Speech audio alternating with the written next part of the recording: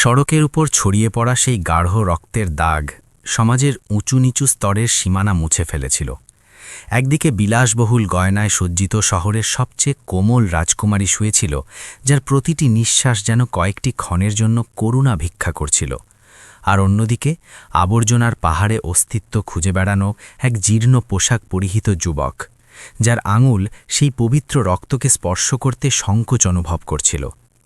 এই দৃশ্য যে কেউ দেখেছে তার অন্তরাত্মা কেঁপে উঠেছে, কারণ সেদিন হরিদ্বারের সেই পথে শুধু একটা দুর্ঘটনা ঘটেনি, বরং মানুষের সবচেয়ে গভীর পরীক্ষা চলছিল, যেখানে মৃত্যু ধনী দরিদ্রের ভেদ ভুলে এক ভয়ঙ্কর নৃত্যে মত্ত হয়ে উঠেছিল। মহাদেবের নগরী হরিদ্বার, যেখানে ভোরের শুরু হয় মন্দিরের ঘণ্টাধ্বনি এবং গঙ্গার তরঙ্গের মৃদু শব্দে, আজ এক অদ্ভুত নীরবতা চারিদিকে ছড়িয়ে পড়েছিল। গঙ্গার সিঁড়িঘাটগুলোতে কুয়াশার এক ঘন পর্দা ঢেকে রেখেছিল, যেন প্রকৃতি ইচ্ছাকৃতভাবে শহরের রূপকে নিজের আবরণে আড়াল করে নিয়েছে। হরকি পৌড়ি থেকে শুরু করে হরিদ্বারের শ্মশানঘাট পর্যন্ত বায়ুতে ধূপকাঠি এবং ভিজে মাটির সোঁদা সুবাস মিশেছিল। সেই কুয়াশা ঘন রহস্যময় প্রভাতে, যেখানে যোগী জ্যোতিরা ধ্যানমগ্ন ছিলেন, হরিদ্বারের সংকীর্ণ ও প্রাচীন গলিপথের এক নির্জন কোণ থেকে ১৯ বছরের অর্জুন তার দিনের শুরু করছিল।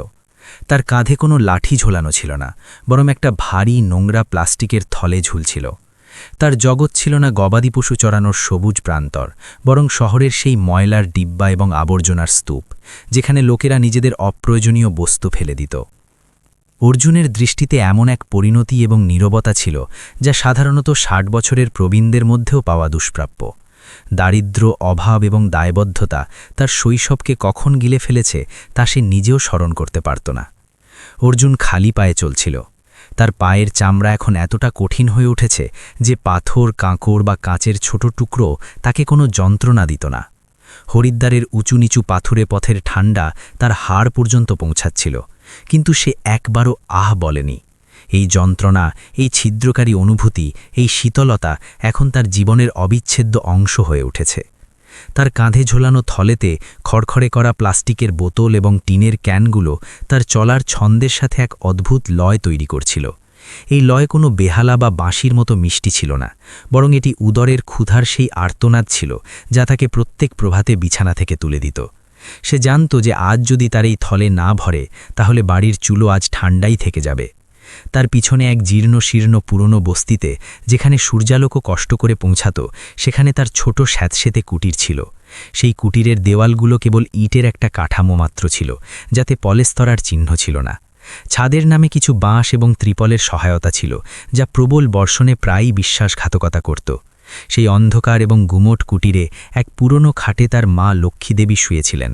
গত ৬ মাস ধরে এক দুরারোগ্য এবং ফুসফুসকে আঁকড়ে ধরার রোগ তাকে বিছানায় বন্দি করে রেখেছিল। বাবা মারা গেছেন ১ দশক আগে। তিনি যখন চলে গেলেন, তখন নিজের পিছনে কোনো সম্পত্তি নয়, বরং ঋণ এবং দায়িত্বের পাহাড় রেখে গিয়েছিলেন, যা অর্জুন তার কিশোর কাঁধে বয়ে বেড়াচ্ছিল। অর্জুনের কাছে ময়লা কেবল আবর্জনা ছিল না, তা ছিল তার পরিবারের শ্বাস প্রশ্বাস, তার মায়ের ওষুধ এবং তার অস্তিত্বের একমাত্র আশ্রয়। কুটির থেকে বের হওয়ার সময় লক্ষ্মীদেবীর এক প্রচণ্ড কাশির আকস্মিক দমক উঠেছিল। তার কাশিন শব্দে ফুসফুসের যন্ত্রণা এবং জীবনের টান ছিঁড়ে যাওয়ার আশঙ্কা স্পষ্ট শোনা যাচ্ছিল। তিনি নিজের কাঁপা এবং নিস্তেজ আঙুল দিয়ে অর্জুনের হাত ধরে বলেছিলেন, অর্জুন বাবা, আজ মহাদেবের কাছে তাড়াতাড়ি যাস, আর ফেরার সময় সেই বৈদ্যমশাইয়ের পুড়িয়াটা নিয়ে আসিস। তার শ্বাস আটকে যাচ্ছিল, শব্দ গলায় আটকে যাচ্ছিল। অর্জুন ফিরে মায়ের দিকে তাকিয়েছিল। তার শরীর কেবল হাড়ের কাঠামো লয়ে গিয়েছিল, চোখ ভেতরে ঢুকে গিয়েছিল এবং মুখ ফ্যাকাশে হয়ে গিয়েছিল। অর্জুনের বুক ফেটে যাচ্ছিল, কিন্তু সে নিজের মুখে বিন্দুমাত্র উদ্বেগের রেখা ফুটতে দেয়নি। সে মায়ের কপালে হাত রাখল, যা জ্বরে পুড়ছিল। সে এক মিথ্যে অথচ অত্যন্ত জরুরি হাসি নিজের ঠোঁটে ফুটিয়ে তুলল এবং বলল, মা, তুই চিন্তা করিস না, আজ ভাঙাড়ি জিনিসের দাম ভালে পাওয়া যাবে। আমি বিকেল হওয়ার আগেই ফিরব, আর তোর ওষুধের সাথে ফলের রসও নিয়ে আসব। তুই শুধু মহাদেবের নাম নে। সেই হাসি পুরোপুরি ফাঁপা ছিল। অর্জুন জানত যে ঘরে ওষুধের কথা তো দূরের কথা, একবেলার খিচুড়ি বানানোর মতো চালের দানাও অবশিষ্ট নেই। তার পকেট ছেঁড়া ছিল এবং তাতে একটি কানা কড়িও ছিল না। কিন্তু একজন গরিবের কাছে আশা এবং মিথ্যে সান্ত্বনা ছাড়া দেওয়ার মতো আর থাকেই বাকি। মায়ের চোখে বিশ্বাস দেখে সে নিজের পা বাইরের দিকে বাড়িয়ে দিল, কারণ সে জানত যে যদি সে ঘরে বসে কাঁদতে থাকে তবে ক্ষুধা এবং রোগ তাদের গিলে খাবে। শহরের বাইরের এলাকায় যেখানে আবর্জনার বড় ডাম্পিং গ্রাউন্ড ছিল, অর্জুন নিজের কাজে লেগে পড়ল। শকুন এবং নেড়ি কুকুরগুলো তার সঙ্গী ছিল। সে নিজের হাতে ময়লা খুঁড়ছিল। মাঝে মাঝে তার নজর আকাশে ওড়া উড়োজাহাজ কিংবা দূরের রাস্তায় যাওয়া স্কুল বাসের বাচ্চাদের ওপর পড়ত। তার পড়াশোনা করতে খুব ভালো লাগত। গণিতের সমস্যা সমাধান করা তার কাছে কোনো খেলার মতো মনে হতো। কিন্তু পেটের আগুন তার হাত থেকে কলম কেড়ে নিয়ে আবর্জনার থলে ধরিয়ে দিয়েছিল। হরিদ্বারের এই কঠোর বাস্তবতা তাকে প্রতি মুহূর্তে মনে করিয়ে দিত যে স্বপ্নের উড়ান দেওয়ার জন্য পেটের টান মেটানো খুব জরুরি। দুপুর গড়াতেই সূর্য মাথার ওপর চড়েছিল, কিন্তু ঠান্ডা কমার নাম নিচ্ছিল না। অর্জুনের থলে অর্ধেক ভরে গিয়েছিল। সে শহরের সেই ব্যস্ত মোড়ের দিকে এগিয়ে গেল, যা পুরনো হরিদ্বারকে নতুন ও আধুনিক হরিদ্বারের সাথে যুক্ত করে। এখানে চওড়া রাস্তা ছিল, যার উপর দামি গাড়িগুলো বাতাসের সাথে কথা বলে ছুটত। এই এলাকায় বড় বড় শপিং মল এবং 5 তারা হোটেল ছিল। এখানে আসতে অর্জুন সংকোচ করত, কারণ এখানকার জাঁকজমক তার দারিদ্র্যকে নিয়ে যেন এক কদর্ছ উপহাস করত। সে রাস্তার ধার দিয়ে হাঁটতে হাঁটতে নিজের গতি বাড়িয়ে দিল। ঠিক তখনই পরিবেশে এক অদ্ভুত চাঞ্চল্য সৃষ্টি হলো। একটি নিয়ন্ত্রণহীন মহিষ রাস্তার মাঝখানে চলে এসেছিল। তাকে বাঁচাতে গিয়ে সামনে থেকে আসা এক দ্রুতগামী কালো রঙের লাক্সারি কার সজোরে ব্রেক কষল। টায়ারের আর্তনাদ পুরো মোড়কে কাঁপিয়ে দিল। স্ক্রিচ, ধপাস, এক সজোরে ধাক্কার শব্দ প্রতিধ্বনিত হলো। সময় যেন থমকে গেল। অর্জুনের পা থেমে গেল। সে দেখল যে রাস্তার মাঝখানে ডিভাইডারের কাছে এক মেয়ে রক্তাক্ত অবস্থায় পড়ে আছে। সেই গাড়ি যা কিছুক্ষণ আগেই শান দিয়ে ছুটছিল, এখন একপাশে দাঁড়িয়েছিল এবং তার ড্রাইভার সুযোগ বুঝে চম্পট দিয়েছিল। সেই মেয়েটির বয়স সম্ভবত অর্জুনের সমানই হবে। অত্যন্ত দামি পোশাকে ছিল সে। তার কানের দুল এবং কবজির ঘড়ি রোদে ঝকঝক করছিল, কিন্তু এখন সেই চমকের ওপর ধুলো এবং রক্তের স্তর জমে গিয়েছে। দেখতে দেখতে সেখানে দর্শকদের ভিড় জমে গেল। মানুষ নিজের গাড়ি থামিয়ে তামাশা দেখতে লাগল। কলিযুগের এই বিভৎস সত্য অর্জুনের সামনে নগ্ন হয়ে নাচছিল। কেউ নিজের পকেট থেকে মোবাইল বের করে ভিডিও বানাচ্ছিল, তো কেউ লাইভ স্ট্রিমিং করে দুনিয়াকে দুর্ঘটনা দেখাচ্ছিল। আরে বাপরে, অনেক রক্ত পড়ছে, কেউ একজন বলল। পুলিশের মামলা ভাই, দূরে থাকো, নইলে সাক্ষ্য দিতে দিতে জুতোর তলা ক্ষয় হয়ে যাবে, অন্যজন পরামর্শ দিল। আরে কেউ অ্যাম্বুলেন্স ডাকো, তৃতীয়জন চিৎকার করল। কিন্তু নিজে ফোন বের করার কষ্টটুকু কেউ করল না। অর্জুন ভিড়ের মুখগুলোর দিকে নজর বলাল। সে সেখানে সমবেদনা নয়, কেবল ভয় এবং স্বার্থতরতা দেখতে পেল। তার পুলিশের ভয় ছিল, তার ধনী মানুষের প্রতিপত্তির ভয় ছিল, তার নিজের নোংরা পোশাক এবং অস্পৃশ্য মনে করা পরিস্থিতির ভয় ছিল। তার মনে হলো সেও চুপচাপ সেখান থেকে সরে যায়। মা ঘরে অপেক্ষা করছে। যদি পুলিশের চক্করে ফেসে যায় তবে মাকে জল দেওয়ার মতো কেউ থাকবে না। কিন্তু তখনই তার নজর রাস্তায় পড়ে থাকা সেই মেয়েটির চোখের সাথে মিলল। সে অজ্ঞান ছিল না, কিন্তু যন্ত্রণায় আর্তনাদও করতে পারছিল না। তার চোখ অর্ধেক খোলা ছিল এবং তাতে জীবনের ভিক্ষা পরিষ্কার দেখা যাচ্ছিল। সে হাত বাড়াতে চাইছিল, কিন্তু শরীর সঙ্গ দিচ্ছিল না। অর্জুন সেই অসহায় দৃষ্টিতে নিজের অসুস্থ মায়ের প্রতিচ্ছবি দেখতে পেল। সেই একই নিরুপারতা, সেই একই নীরব আরতি। সেই এক মুহূর্ত অর্জুনের ভেতরের সব ভয় পুড়িয়ে ছাই করে দিল। সে নিজের কাঁধ থেকে সেই আবর্জনার থলে, যা তার জীবিকা ছিল, তা সেখানেই রাস্তার ধারে আছাড় মেরে ফেলে দিল। ভিড় চিড়ে নিজের নোংরা কাপড় এবং খালি পায়ের সাথে সে সেই ঘেরাটোপের মাঝে ঝাঁপিয়ে পড়ল। সরে যান, সবাই পেছনে সরুন, বাতাস আসতে দিন। অর্জুনের গলায় এক সিংহের মতো গর্জন ছিল, যা ভিড়কে এক মুহূর্তের জন্য চমকে দিল। সে মেয়েটির পাশে হাঁটু গেড়ে বসে পড়ল। তার হৃৎপিণ্ড হাতুড়ির মতো পিটছিল। সে দেখল যে মেয়েটির মাথায় গভীর ক্ষত হয়েছে এবং রক্ত রাস্তায় দ্রুত ছড়িয়ে পড়ছে। অর্জুন নিজের কোমরে বাঁধা পুরনো ময়লা গামছাটা খুলল। পাশেই একটি জলের বোতল পড়েছিল। সম্ভবত দুর্ঘটনার সময় মেয়েটির হাত থেকে পড়ে গিয়েছিল। সে কম্পিত হাতে সামান্য জল নিয়ে মেয়েটির মুখে ঝাপটা দিল।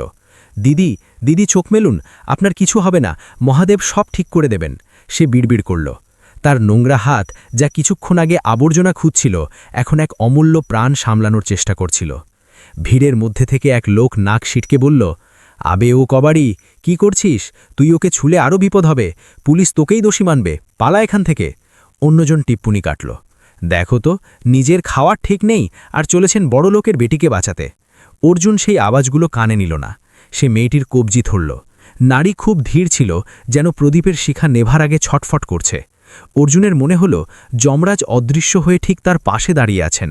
সে চিৎকার করে বলল, আরে কোনো গাড়ি থামান, ভাই সাহেব, একে হাসপাতালে নিয়ে যেতে হবে, নইলে উনি মরে যাবেন। সে হাত নেড়ে গাড়ি থামানোর চেষ্টা করল। বড় বড় এয়ার কন্ডিশনড গাড়ি, যেগুলোতে সমাজের তথাকথিত সভ্য মানুষ বসেছিল, তাকে দেখেও না দেখার ভান করে বেরিয়ে গেল। কারুর নিজের মিটিংয়ের তাড়া ছিল, তো কারুর নিজের গাড়ির গদি নষ্ট হওয়ার ভয় ছিল। মনুষ্যত্ব কাঁচের বন্ধ দরজার পেছনে দম ফেটে মরছিল। অর্জুনের চোখে জল এসে গেল। একজন ধনীর প্রাণের দামও কি রাস্তায় শূন্য? তখনই এক লক্কর ঝক্কর অটোরিকশা, যা যাত্রী শূন্য ছিল, সেখানে ধীর হল। চালক এক বৃদ্ধ ব্যক্তি ছিলেন, কপালে ত্রিপুণ্ড আঁকা। তিনি অর্জুনের ডাক শুনলেন এবং ভয় না পেয়ে অটো থামিয়ে দিলেন। জলদি বসাও বাবা, পাশে সরকারি হাসপাতালে নিয়ে চলি, তিনি বললেন। অর্জুন নিজের সমস্ত শক্তি জড়ো করল। মেয়েটির শরীর মৃতদেহের মতো ভারী হয়ে গিয়েছিল। সে তাকে কোলে তুলে নিল। তার দামি রক্তে ভেজা পোশাক অর্জুনের ছেঁড়া জামার সাথে ঘষা খাচ্ছিল। সে তাকে অটোর পেছনের সিটে শুইয়ে দিল এবং নিজে তার মাথা নিজের কোলে নিয়ে বসে পড়ল। অটোওয়ালা হরিদ্বারের গলি ছিঁড়ে তুফানের মতো ছুটল।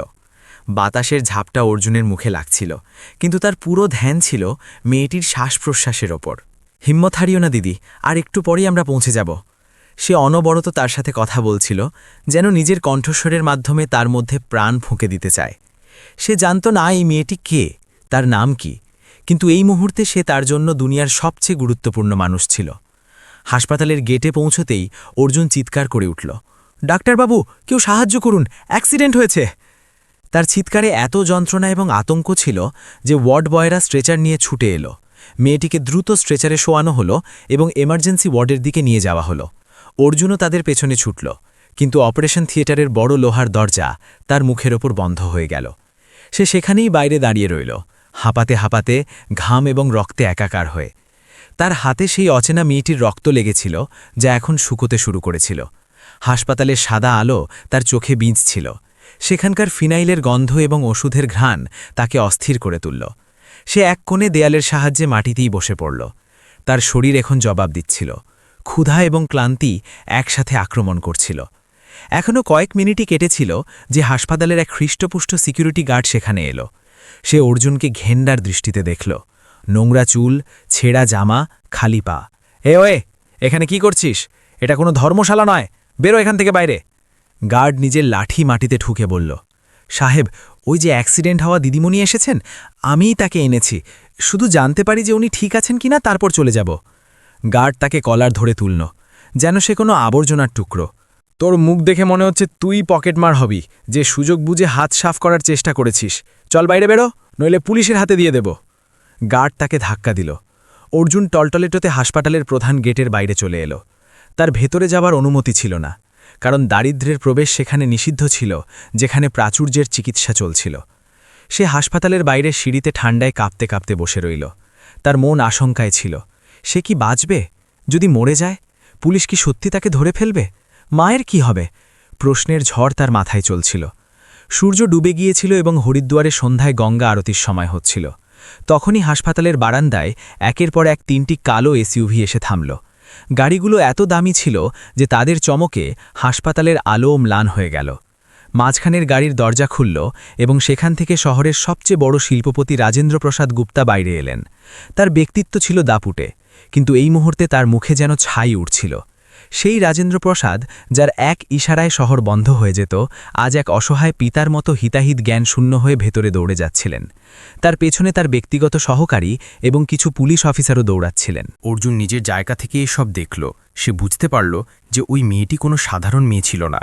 রাজেন্দ্রপ্রসাদ রিসেপশনে চিৎকার করলেন, আমার মেয়ে প্রিয়া কোথায়? ডাক্তার কোথায়? তার গলায় ক্ষমতার দাপট নয়, বরং একজন পিতার আর্তনাদ ছিল। ডাক্তাররা দৌড়ে এলেন। মিস্টার গুপ্তা, রিল্যাক্স, আমরা ট্রিটমেন্ট শুরু করে দিয়েছি। কিন্তু ডাক্তার ইতস্তত করলেন। কিন্তু কি? আমাকে সত্যি বলো।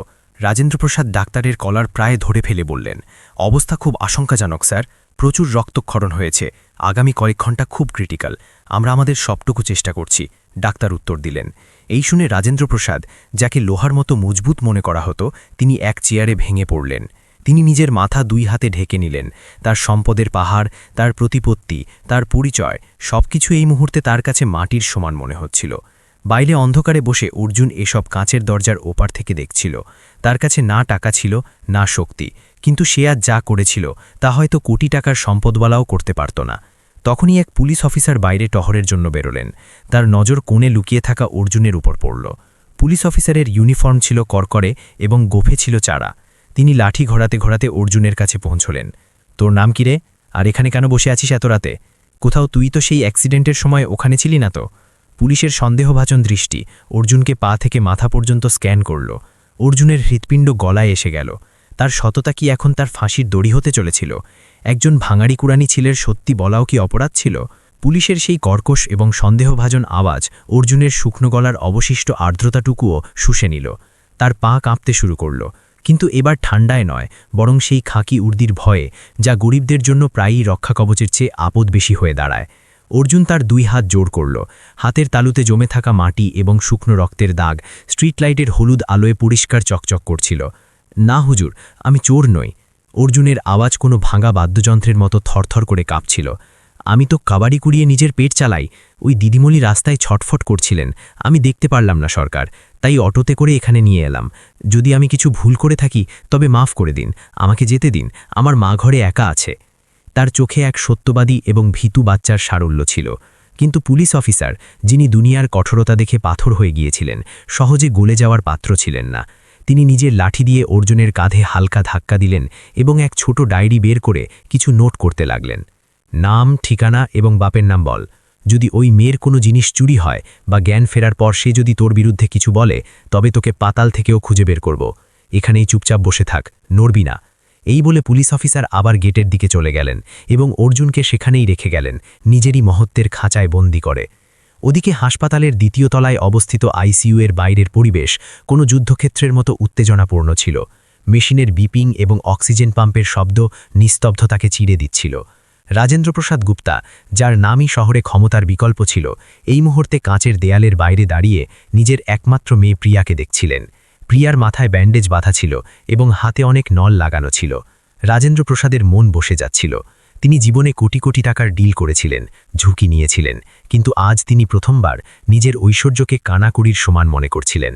তার স্ত্রী, যিনি খবর শুনেই দিশেহারা অবস্থায় পৌঁছেছিলেন, পাশের বেঞ্চে বসে অনবরত মহামৃত্যুঞ্জয় মন্ত্র জপ করছিলেন। ডাক্তার বাইরে এলেন।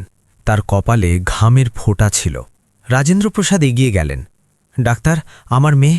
ডাক্তার এক গভীর দীর্ঘশ্বাস নিলেন এবং মুখে হালকা স্বস্তির ভাব দেখালেন। মিস্টার গুপ্তা, এটা কোনো অলৌকিক ঘটনার চেয়ে কম নয়।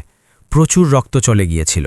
যদি তাকে হাসপাতালে আনতে আর 5 মিনিটও দেরি হতো, তবে হয়তো আমরা তাকে বাঁচাতে পারতাম না। যেই তাকে সময়ে পৌঁছে দিয়েছে, সে তাকে দ্বিতীয় জীবন দিয়েছে।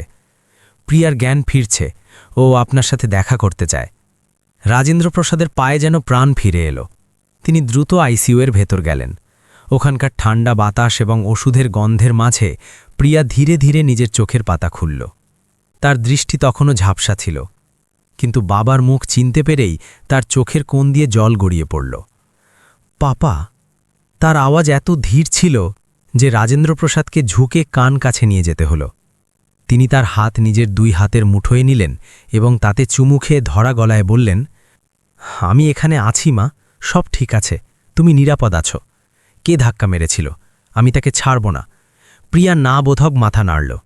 সে সামান্য শক্তি সঞ্চয় করল এবং থেমে থেমে বলল, পাপা, অ্যাক্সিডেন্টের পর সব লোক শুধু দেখছিল।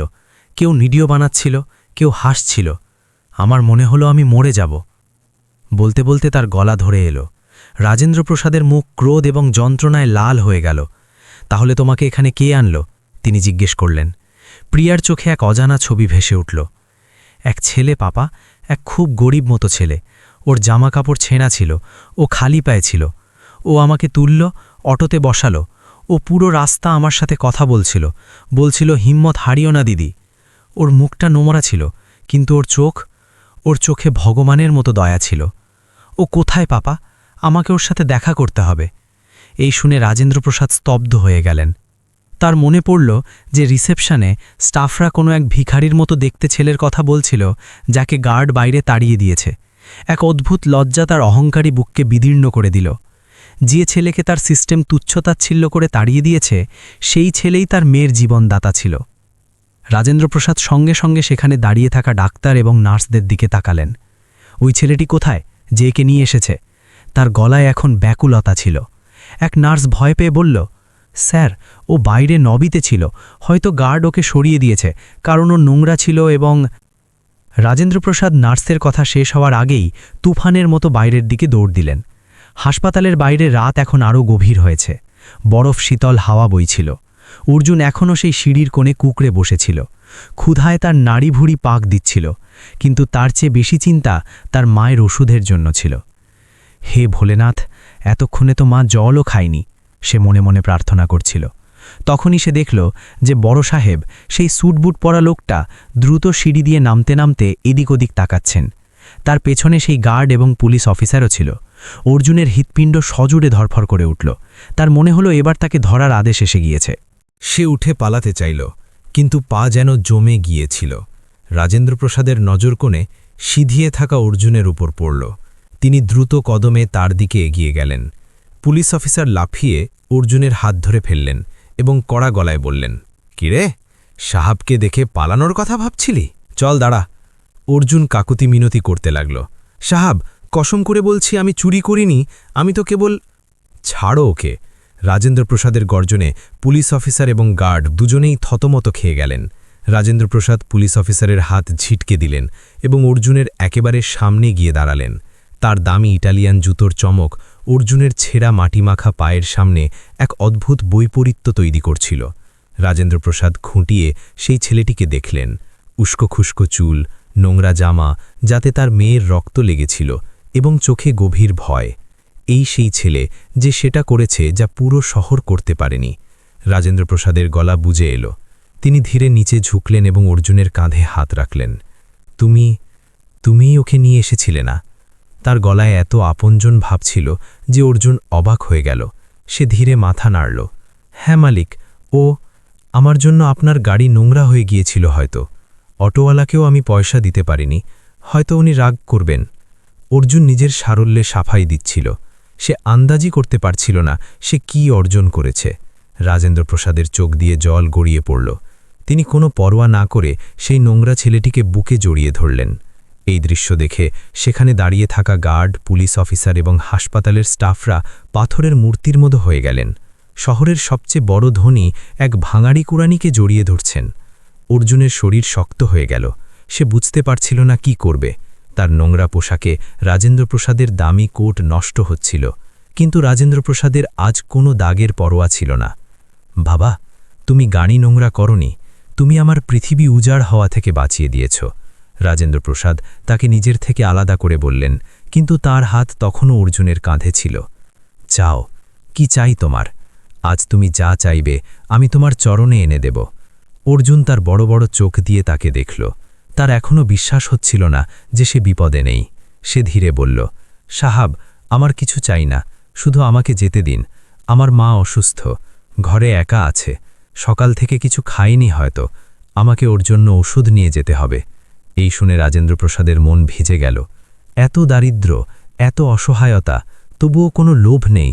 তিনি সঙ্গে সঙ্গে সিদ্ধান্ত নিলেন, তুমি এখন আর হেঁটে যাবে না, চলো, আমি তোমাকে তোমার ঘরে পৌঁছে দিচ্ছি।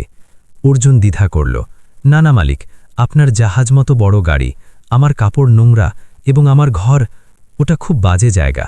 রাজেন্দ্রপ্রসাদ তার কোনো কথা শুনলেন না। তিনি নিজের ড্রাইভারকে ইশারা করলেন। পেছনের সিটের দরজা খোলা হলো। অর্জুন ইতস্তত করতে করতে সেই মখমলের সিটে বসল, যেখানে বসা তার জন্য কোনো স্বপ্নের মতো ছিল। গাড়ি চলতে শুরু করল এবং হরিদ্বারের রাস্তায় নিস্তব্ধতা ছড়িয়ে পড়ল। রাস্তা জুড়ে রাজেন্দ্রপ্রসাদ অর্জুনের কাছে তার পরিবারের কথা জিজ্ঞেস করতে থাকলেন। অর্জুন জানালো কিভাবে বাবার চলে যাওয়ার পর সে ভাঙাড়ি কুড়িয়ে মায়ের পেট ভরায়।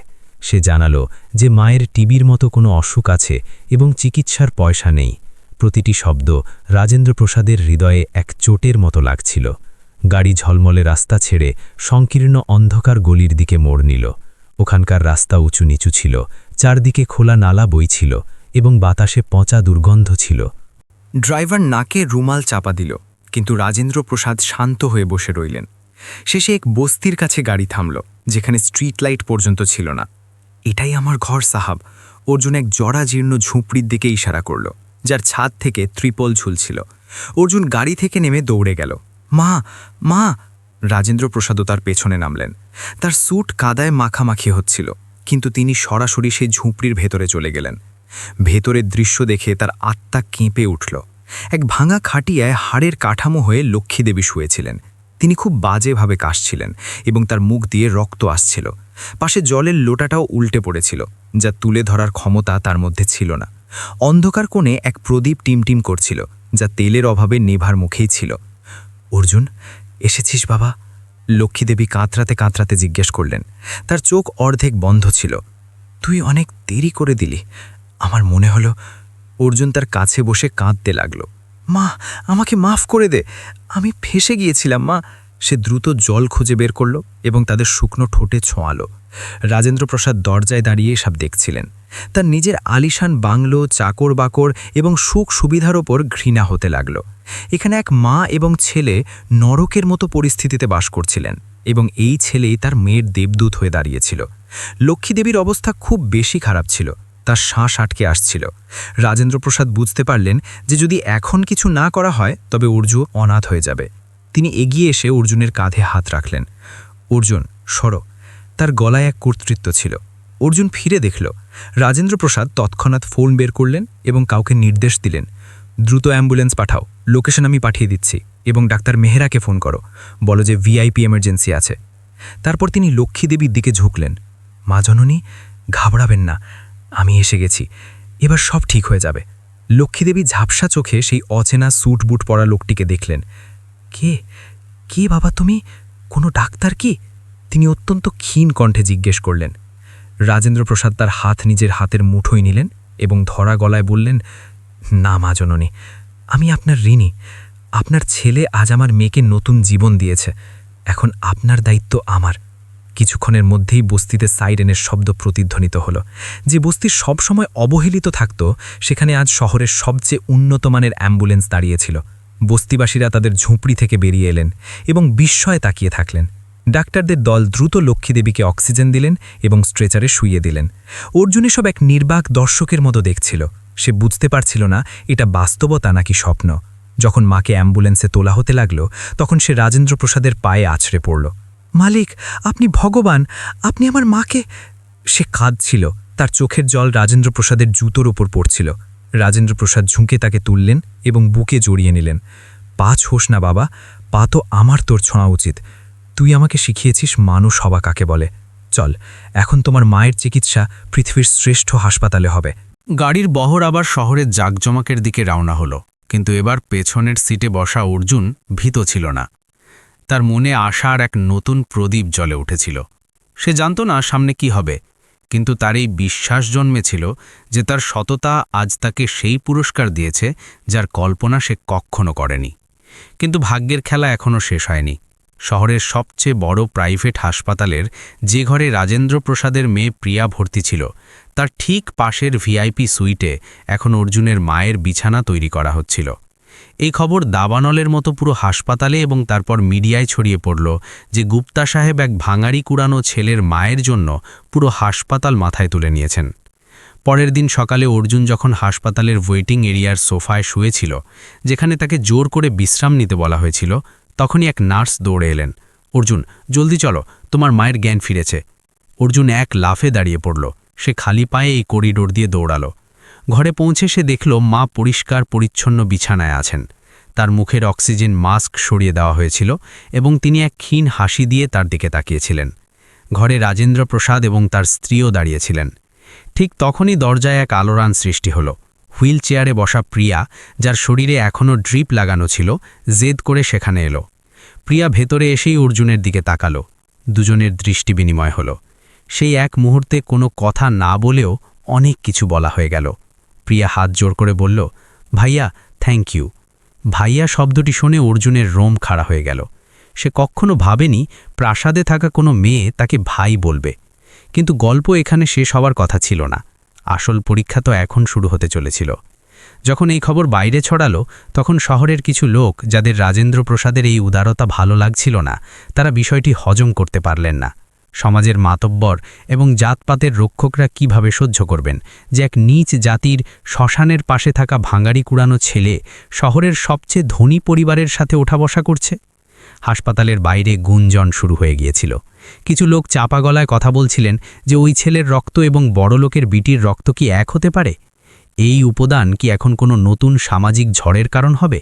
এবং সবচেয়ে বড় প্রশ্ন, যখন অর্জুনের মা পুরোপুরি সুস্থ হয়ে আবার সেই নোংরা বস্তিতে ফিরে যাওয়ার কথা বলবেন, তখন রাজেন্দ্র প্রসাদ কি করবেন? তিনি কি তাদের আবার সেই নরকেই ফিরে যেতে দেবেন, নাকি অর্জুনের ভাগ্য চিরতরে বদলে যেতে চলেছিল? রাজেন্দ্র প্রসাদের সামনে এখন এক ধর্মসংকট খাড়া হতে চলেছিল, যা কেবল টাকা দিয়ে সমাধান করা সম্ভব ছিল না। তাকে এখন সমাজের সেই পুরনো এবং পচে যাওয়া রীতিনীতির বিরুদ্ধে লড়তে হবে, যা মানবতার চেয়ে নিজের মিথ্যে অহংকারকে বড় মনে করে। হরিদ্বারের সেই আলিশান হাসপাতালের ভিআইপি ওয়ার্ডের বাইরে এক অদ্ভুত শান্তি ছিল, কিন্তু এই শান্তি ছিল ঝড়ের আগের নিস্তব্ধতার মতো।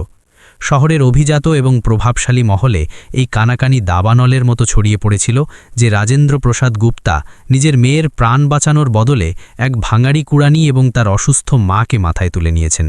সমাজের মোড়লরা, যারা ধর্ম এবং জাতের দোহাই দিয়ে মানবতাকে ভাগ করার ব্যবসা করতেন, তাদের ভ্রু কুঁচকে গিয়েছিল।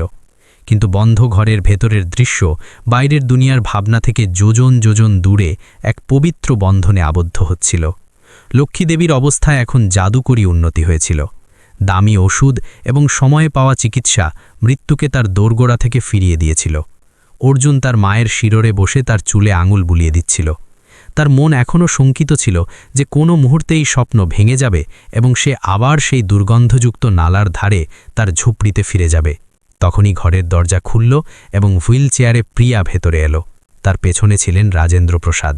প্রিয়ার মাথার ব্যান্ডেজ এখন খুলে ফেলা হয়েছে, শুধু একটি ছোট পট্টি বাকি ছিল। সে অর্জুনকে দেখল এবং এক মিষ্টি হাসি দিল। ভাইয়া, আজ ডাক্তারবাবু বলেছেন যে আমাকে আর মাতাজিকে দুজনেই ছুটি দিয়ে দেবেন। মাতাজি শব্দটি শুনে লক্ষ্মীদেবীর চোখে জল এসে গেল। তিনি হাত জোড় করে বললেন, মা, তুমি তো সাক্ষাৎ লক্ষ্মী, আমাদের মতো গরিবদের এত সম্মান দিও না, আমরা এর যোগ্য নই। রাজেন্দ্র প্রসাদ এগিয়ে এলেন। তার মুখ গম্ভীর ছিল, কিন্তু চোখে এক নতুন উজ্জ্বলতা ছিল। মা জননী, যোগ্য তো আমরা ছিলাম না যে আপনাদের মতো মানুষ আমরা পেলাম। সেদিন রাস্তায় শয়ে শয়ে লোক ছিল যারা আমার সমমানের এবং আমার জাতের ছিল, কিন্তু মনুষ্যত্ব কেবল আপনার ছেলের কাছেই ছিল। রাজেন্দ্র প্রসাদ এক মোটা খাম এবং একটি চেক বই নিজের পকেট থেকে বের করলেন। ঘরে নিস্তব্ধতা নেমে এলো। অর্জুন সেই চেক বইটির দিকে তাকাল। সে জানত যে তাতে এমন অঙ্ক লেখা সম্ভব যা দিয়ে তার আগামে 7 পুরুষ বসে খেতে পারবে। দারিদ্র্যের অবসান সামনে রাখা ছিল। রাজেন্দ্র প্রসাদ চেকটি অর্জুনের দিকে বাড়িয়ে দিলেন। অর্জুন, এটা তোমার জন্য, এতে তুমি যে পরিমাণ চাও লিখে নাও। আমি চাই তুমি এবং তোমার মা এবার থেকে আর কখনো ওই বস্তিতে ফিরে না যাও। নিজের কোনো ছোটখাটো ব্যবসা শুরু করো, বাড়ি কেন। এটাই সেই মুহূর্ত ছিল যখন অর্জুনের আসল পরীক্ষা হওয়া বাকি ছিল। একদিকে জীবনভরের ক্ষুধা, অপমান এবং সংগ্রামের শেষ, অন্যদিকে তার আত্মসম্মান। অর্জুন কম্পিত হাতে সেই চেকটি নিল।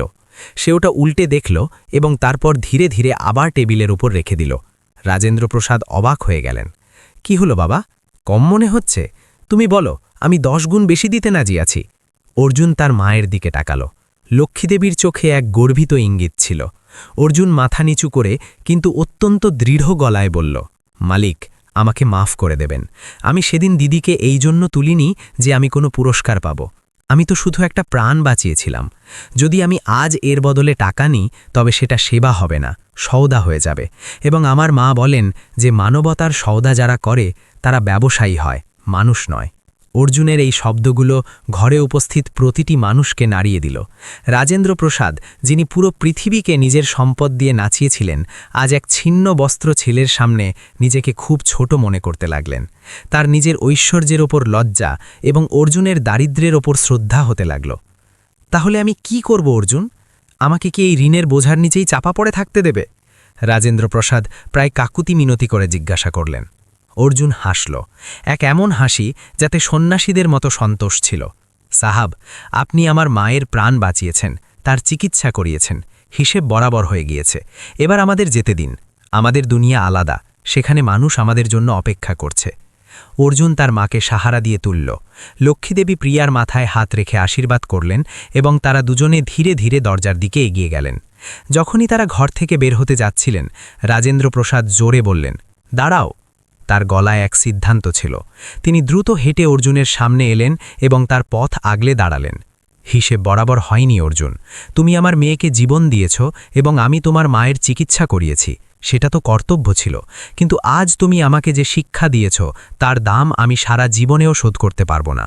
তিনি প্রিয়ার দিকে তাকালেন, তারপর অর্জুনের দিকে। আজ থেকে তোমার পড়াশোনা, তোমার ভবিষ্যৎ এবং তোমার মায়ের যত্ন সব আমার দায়িত্ব। এটা দান নয় এবং কোনো করুণাও নয়, এটা আমার প্রায়শ্চিত্ত। যদি তুমি আজ এখান থেকে খালি হাতে চলে যাও, তবে এই শহর বলবে যে রাজেন্দ্র প্রসাদ গুপ্তার কাছে টাকা অনেক ছিল, কিন্তু মন খুব ছোট ছিল। তুমি কি চাও আমি নিজের চোখে নিজে ছোট হয়ে যাই? অর্জুনের চোখ দিয়ে জল ছড়তে লাগল। সে কিছু বলতে পারল না, শুধু ফুপিয়ে কেঁদে উঠল। রাজেন্দ্র প্রসাদ তাকে জড়িয়ে ধরলেন। সেদিন হাসপাতালের সেই ঘরে দুই পৃথিবী এক হয়ে গেল। বাইরে দাঁড়িয়ে থাকা মানুষ, যারা তামাশা দেখতে এসেছিল, তারা দেখে থমকে গেল যে গুপ্তা সাহেব নিজে সেই গরিব পরিবারের মালপত্র তুলে নিজের গাড়িতে রাখছেন। গাড়ি যখন হাসপাতাল থেকে বের হল, তখন তা সেই নোংরা বস্তির দিকে নয়, বরং শহরের সবচেয়ে ভিআইপি এলাকা গুপ্তা ম্যানশনের দিকে মোড় নিল। কিন্তু রাজেন্দ্র প্রসাদ জানতেন যে অর্জুনের মতো স্বাভিমানী ছেলে দান গ্রহণ করতে পছন্দ করবে না। তাই তিনি শহরের এক ভালো আবাসিক এলাকায় একটি পরিষ্কার ফ্ল্যাট অর্জুনের নামে করে দিলেন এবং তাকে সেই স্কুলেই ভর্তি করালেন যেখানে শহরের বড় বড় অফিসারদের ছেলেমেয়েরা পড়ে। সময়ের চাকা নিজের গতিতে ঘুরতে থাকল। হরিদ্বারের ঘাটে হাজারো সন্ধ্যা নামল এবং হাজারো সূর্য উদিত হল। সেই পুরনো ঘটনা, সেই দুর্ঘটনা, সেই রক্ত এবং সেই আবর্জনার থলে সব স্মৃতির কুয়াশায় কোথাও হারিয়ে গেল। কিন্তু সেই ঘটনা যে বীজ বপন করেছিল, তা এখন এক বিশাল বটবৃক্ষে পরিণত হয়েছে। অর্জুন তার পড়াশোনা পূর্ণ নিষ্ঠা এবং পরিশ্রমের সাথে করল। যে ছেলের হাত একসময় আবর্জনা কুড়াত, আজ সেই হাতে বই এবং কলম শোভা পায়। প্রিয়া এবং অর্জুনের মধ্যকার সম্পর্ক আপন ভাই বোনের চেয়েও গভীর হয়ে গিয়েছিল। রাখি বন্ধনে যখন প্রিয়া অর্জুনের কবজিতে রাখি বাঁধত, তখন অর্জুনের চোখে সেই একই উজ্জ্বলতা থাকত যা সেদিন হাসপাতালে ছিল, এক রক্ষকের উজ্জ্বলতা। 10 বছর কেটে গিয়েছে। আজ হরিদ্বার বিশ্ববিদ্যালয়ের বিশাল প্রেক্ষাগৃহ লোকে লোকারণ্য ছিল। উপলক্ষ ছিল সমাবর্তন অনুষ্ঠান এবং প্রধান অতিথি হিসেবে রাজ্যের রাজ্যপাল এসেছিলেন। মঞ্চে এক তরুণ ডাক্তারকে স্বর্ণপদকে ভূষিত করা হচ্ছিল। সেই যুবক দীর্ঘদেহী, শ্যামবর্ণ এবং মুখে এক অদ্ভুত তেজ। যখন তার নাম ডাকা হল ডাক্তার অর্জুন প্রতাপ, তখন পুরো হল করতালিতে ফেটে পড়ল। কিন্তু সবচেয়ে জোরে হাততালি দিচ্ছিলেন ভিআইপি সারিতে বসা রাজেন্দ্র প্রসাদ গুপ্তা এবং তার মেয়ে প্রিয়া। পাশেই বসা লক্ষ্মী দেবী, যার চুল এখন পুরোপুরি সাদা হয়ে গিয়েছে, তিনি আঁচল দিয়ে চোখের জল মুছছিলেন। এটি সেই অর্জুনই ছিল যে আবর্জনার স্তূপ থেকে উঠে চিকিৎসা জগতে নিজের জায়গা করে নিয়েছিল। মাইক হাতে নিয়ে অর্জুন পুরো প্রেক্ষাগৃহের ওপর নজর বোলাল। সে নিজের ডিগ্রি কপালে ঠেকাল এবং বলতে শুরু করল, লোকেরা বলে যে দারিদ্র্য অভিশাপ, কিন্তু আমি বলি দারিদ্র্য এক অগ্নিকুণ্ড, যা আপনাকে পোড়ায় ঠিকই, কিন্তু যদি আপনি ভেঙে না পড়েন তবে খাঁটি সোনা বানিয়েই ছাড়ে। তার গলায় এক আশ্চর্য আত্মবিশ্বাস ছিল। আজ আমি এখানে দাঁড়িয়ে আছি আমার পরিশ্রমের চেয়েও বেশি এক এমন মানুষের জন্য, যিনি আমাকে শিখিয়েছেন যে বড় মানুষ সে নয় যার কাছে বেশি টাকা আছে, বরং সে যার মন বড়। সে মঞ্চ থেকে নিচে নেমে সরাসরি রাজেন্দ্র প্রসাদের পা ছুঁল। রাজেন্দ্র প্রসাদ তাকে তুলে জড়িয়ে ধরলেন। ক্যামেরার ফ্ল্যাশ চমকাতে লাগল। এই ছবি পরের দিনের খবরের কাগজের হেডলাইন হতে চলেছিল, মানবতার জয়। অনুষ্ঠানের পর বিকেলে অর্জুন সেই জায়গায় গেল যেখান থেকে তার জীবন বদলে গিয়েছিল, গঙ্গার সেই ঘাট। সূর্য ডুবছিল এবং গঙ্গার জল গলানো সোনার মতো চকচক করছিল। সে সিঁড়িতে বসল, ঠিক যেমন ছোটবেলায় বসত। পার্থক্য শুধু এটুকুই ছিল যে আজ তার গায়ে দামি পোশাক এবং গলায় স্টেথোস্কোপ, কিন্তু আত্মা আজও সেই আগের মতোই ছিল। তার পাশে রাজেন্দ্র প্রসাদ এসে বসলেন। দুজনে অনেকক্ষণ ধরে বয়ে চলা নদীর দিকে তাকিয়ে থাকলেন। খুশি তো বাবা? রাজেন্দ্র প্রসাদ জিজ্ঞেস করলেন। অর্জুন হেসে বলল, খুশি আছি কাকা, কিন্তু ভয়ও লাগে। ভয় কিসের? এটাই যে কোথাও এই জাঁকজমকে আমি আমার আসল মুখটা না ভুলে যাই, কোথাও আমিও না ওই সব লোকের মতো হয়ে যাই যারা সেদিন রাস্তায় দাঁড়িয়ে ভিডিও বানাচ্ছিল। অর্জুন গম্ভীর হয়ে বলল। রাজেন্দ্রপ্রসাদ হাসলেন এবং তার কাঁধে হাত রাখলেন। তুমি কখনো বদলাবে না অর্জুন, কারণ তুমি মানবতাকে বয়ে পড়নি, তুমি ওটা জীবন দিয়ে অনুভব করেছ। সেদিন যখন তুমি আমার মেয়েকে বাঁচিয়েছিলে তখন তুমি শুধু প্রিয়াকে বাঁচাওনি, তুমি আমার ভেতরে মরে যাওয়া মানুষটাকেও জীবিত করে দিয়েছিলে। আমরা সবাই ঘুমিয়েছিলাম, তুমি আমাদের জাগিয়েছ। তখনই ঘাটে আরতি শুরু হল। শঙ্খধ্বনি এবং ঘণ্টার শব্দ বেজে উঠল। শত শত প্রদীপ গঙ্গার ঢেউয়ে ভাসতে লাগল। অর্জুনও একটি প্রদীপ জ্বালাল এবং জলে ভাসিয়ে দিল। সেই প্রদীপ ঢেউয়ের সাথে লড়াই করতে করতে বাতাসের ঝাঁপটা সহ্য করে এগিয়ে গেল, ঠিক অর্জুনের জীবনের মতো। সে মনে মনে মহাদেবকে ধন্যবাদ জানাল এবং শপথ নিল যে তার এই নতুন জীবন সেই সব মানুষের কাজে আসবে যাদের আর্তনাদ এই কোলাহলপূর্ণ পৃথিবীতে অজানাই রয়ে যায়। সে ঠিক করল যে সে নিজের একটি ক্লিনিক খুলবে বিনামূল্যে চিকিৎসার জন্য, সেই সব গরিবদের জন্য যারা হাসপাতালের বাইরে প্রাণ হারায় কারণ তাদের কাছে কাগজ থাকে না। গল্প শেষ হচ্ছিল, কিন্তু এক নতুন সূচনার সাথে। হরিদ্বারের গলিগুলো আজও সেখানেই আছে, কিন্তু এখন সেখানে এক নতুন কিংবদন্তি শোনা যায়। এক এমন ছেলের গল্প যে প্রমাণ করে দিয়েছে যে পাকের মধ্যে কেবল পদ্ম ফোটে না, বরং নিজের সুবাসে পুরো পৃথিবীকে মোহিত করে দেয়। আভিজাত্য এবং দারিদ্র্যের দেয়াল ধসে গিয়েছিল এবং এ সব সম্ভব হয়েছিল কেবল এক মুহূর্তের সিদ্ধান্তে। সাহসের সেই এক মুহূর্ত থেকে যখন অর্জুন নিজের কথা না ভেবে অন্যের যন্ত্রণা অনুভব করেছিল। বন্ধুরা, এই গল্প আমাদের শুধু আবেগপ্রবণ করে না, বরং একটি আয়না দেখায়। আমরা সবাই নিজের জীবনের দৌড়ঝাঁপে এত ব্যস্ত হয়ে পড়েছি যে রাস্তায় পড়ে থাকা কোনো আহত ব্যক্তি আমাদের কাছে কেবল একটি বাধা বা তামাশা মনে হয়। অর্জুন আমাদের সবার ভেতরেই আছে, শুধু তাকে জাগিয়ে তোলার দরকার। সম্পদ আপনাকে বিছানা দিতে পারে, ঘুম নয়। ওষুধ দিতে পারে, স্বাস্থ্য নয়। এবং লোক দিতে পারে, ভালোবাসা নয়। আসল আয় তো সেটাই যা অর্জুন কামিয়েছে, আত্মসম্মান এবং দোয়া। আজ যখন আপনি রাতে ঘুমাতে যাবেন তখন নিজেকে একটি প্রশ্ন অবশ্যই করবেন, যদি আজ অর্জুনের জায়গায় আপনি হতেন তবে কি আপনিও নিজের দামি পোশাক এবং সময়ের পরোয়া না করে সেই কাদায় নামতেন? উত্তর আপনাকে বলে দেবে যে আপনি কতটা ধনী। হরিদ্বারের সেই সন্ধ্যা আজও সাক্ষী যে যখন মানবতা জেগে ওঠে তখন ভগবানকেও পৃথিবীতে নামতে হয়। গঙ্গা আজও বয়ে চলেছে, অবিরল, নির্মল, এবং তার তীরে প্রতিধ্বনিত হচ্ছে সেই শাশ্বত সত্যের ধ্বনি যে ধর্ম, জাতি এবং প্রতিপত্তির চেয়ে অনেক উপরে হল সেবা এবং উৎসর্গ। যদি এই গল্প আপনার আত্মাকে নাড়িয়ে থাকে, যদি আপনার চোখেও অর্জুনের জয়ে খুশির জল এসে থাকে, তবে একে একটিমাত্র গল্প ভেবে ভুলে যাবেন না, একে নিজের জীবনের অংশ করুন। এমন সব হৃদয়স্পর্শী এবং রোমহর্ষক গল্পের জন্য আমাদের চ্যানেলটিকে সাবস্ক্রাইব করতে ভুলবেন না। লাইক বাটন টিপুন যাতে এই গল্প আরও মানুষের কাছে পৌঁছায় এবং হয়তো অন্য কারোর ভেতরের অর্জুন জেগে ওঠে। কমেন্টে লিখে আপনার উপস্থিতি জানান। মনে রাখবেন, আপনি শুধু একজন শ্রোতা নন, আমাদের পরিবার। আবার দেখা হবে এক নতুন দাস্তান, এক নতুন জামানার সাথে। ততক্ষণ পর্যন্ত এক নিজের বাবা মায়ের সেবা করুন, খুশিতে থাকুন এবং মানবতার প্রদীপ জ্বালিয়ে রাখুন।